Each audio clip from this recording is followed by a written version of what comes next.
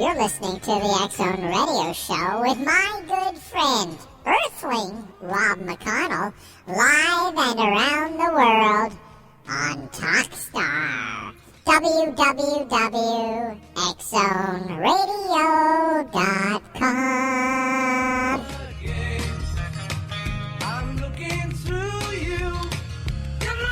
Oh, you guys in production have way too much time on your hands.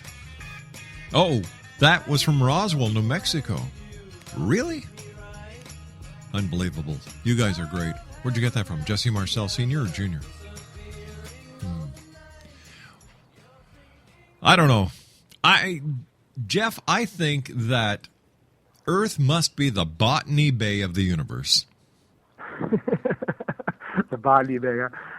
Well, certainly, you think if we were ever to travel through space the way that these extraterrestrials can, and we came across these different planets, we'd probably want to make them almost like game preserves so we could keep things, from people from interfering with it and to see what happens. Either that or put a big quarantine somewhere out in space saying Earth ahead, detour here. Well, that's true, and it's easy to make fun of all of these people. But I think that there is a real phenomenon out there. I really do believe that extraterrestrials are out there, that they are aware of us. Now, whether they're, abducting people and mutilating cattle and all these things, I don't know. But I do think that they are aware of us, and maybe even in a way sort of protective of us. Certainly want to see what we do. So, once again, that brings us to biblical times, and another question that I ask: are the gods of yesteryear the aliens of today? Well, I think that there may be some evidences of this. However, I think it's been way overblown. They got this whole show on called Ancient Astronauts, and they just go from one hypothesis to the next in like 15 minutes. And it's like, whoa, why don't you explore some of these a little more in depth? But I do think that there are some interesting writings, carvings. The Vedas of India, for example, talk about these Vyamas, these vehicles that went through the air, and they go in great detail describing these things, how their propulsion systems and how they got through, how they maneuvered and all these things, which really sounds that even in order to make up fiction, you have to have some basis to work from. So where do these people get these ideas for these aircraft without any technology at all available to them?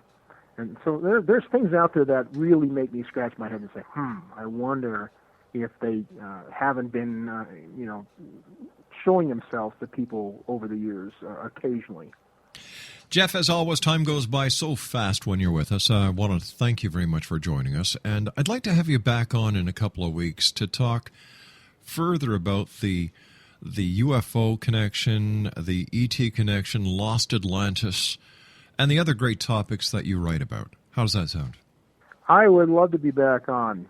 I'm just enjoying it. I really thank you for having me on tonight. This has been a lot of fun. It's always a great pleasure. Jeff Allen Danelek has been my guest this hour, Exonation. His website, www.ourcuriousworld.com. And once again, he's the author of 2012, Extinction or Utopia, The Case for Reincarnation, UFOs, The Great Debate, Atlantis, Lessons Learned from the Lost Continent, and The Case for Ghosts. Once again, his website, www.ourcuriousworld.com. Jeff will be back with us in a couple of weeks to continue this fascinating conversation and objective look. That's what I love, objective look. We'll be back on the other side of this commercial break with the news as the X-Zone continues with yours truly, Rob McConnell, from our studios in Hamilton, Ontario, Canada. Don't go away, X-Zone Nation.